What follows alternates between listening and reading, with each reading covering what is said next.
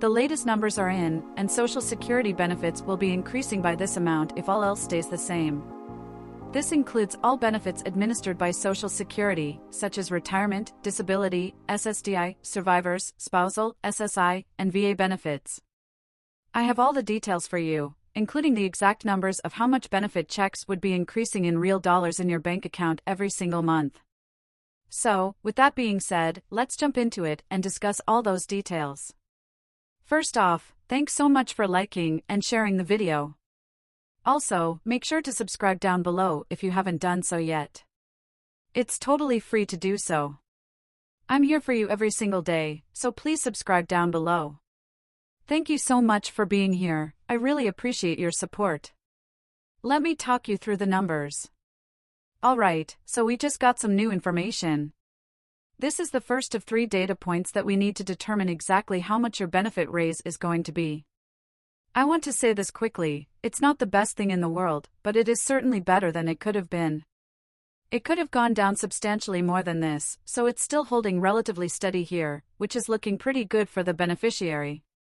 But at the end of the day, I recognize that, just as much as you do, we need like a 50% raise, a 100% raise, right?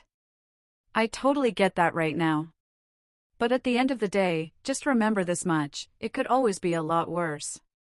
Based on the new inflation data that we just received yesterday morning, the CPIW came in at 2.9%.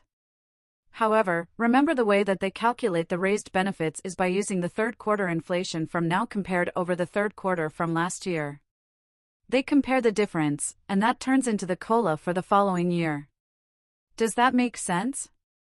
Based on the 2.9% CPIW that we got yesterday, we're looking at a new potential COLA that will be announced here in a couple of months. By the way, this is not the official announcement, but when that's officially announced, it's looking as of right now at 2.6%. I know it's not great, it's not huge, but at the end of the day, it could have been significantly worse than that. So, let's look at the positive side of this. I know sometimes it's hard to do, but it could have been way worse than that. However, let me share with you some real dollar amounts. We all want to know, 2.6%, that's nice. But what does it mean for us and our benefits? What does it mean for real money in our pocket at the end of the day? All of us want to know the same thing, how much money does that translate into in my pocket, in my bank account? So, that's what I want to share with you. I'm going to run through some numbers here. I've already run the calculations for you, and I'm going to give you a bunch of numbers, rounding to the nearest $100. But here's the thing, just take the $100 amount closest to yours, and it'll get you within about $1 or $1.50 or so of where your benefit raise would actually land. Does that make sense? I can always come back and run these more precisely once we get the official announcement, but let me give you these numbers. If you're receiving a $600 monthly benefit, applying a potential 2.6% raise to that benefit would increase your benefits by $16 a month.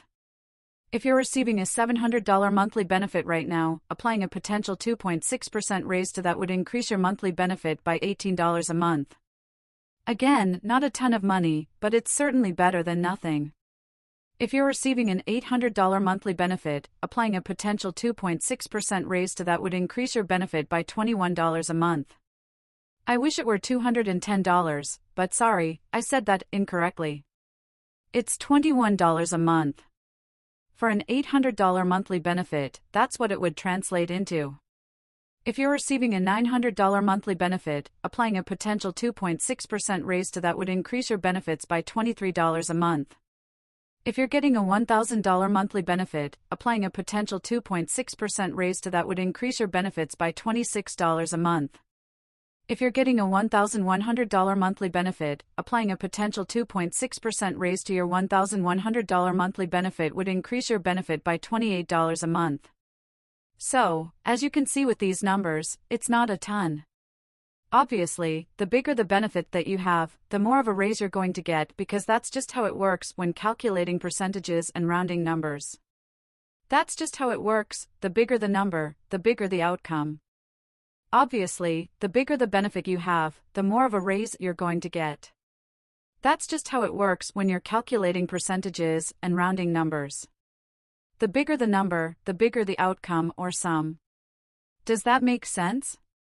It's not a ton, I completely recognize this. Now, here's what's also interesting, we continue to see that inflation is moving up. In fact, on a year-over-year basis, as I mentioned in the video yesterday, we see that shelter prices are still up 0.4% on a month-over-month basis and 5.1% on a year-over-year basis. Meanwhile, food prices were up 0.2% on a month-over-month basis, and they continue to report food was up only 1.1% year-over-year. I'm not sure if I buy that, but that's what the report is showing as of now. Like I said at the beginning of the video, if all else stays the same and we end up with a 2.6% raise, this is what it would look like. The good news, and potentially the bad news, is that we still have 2 more reports to go before we get the official announcement from Social Security about what the COLA will be. The good news is that the COLA could come in higher.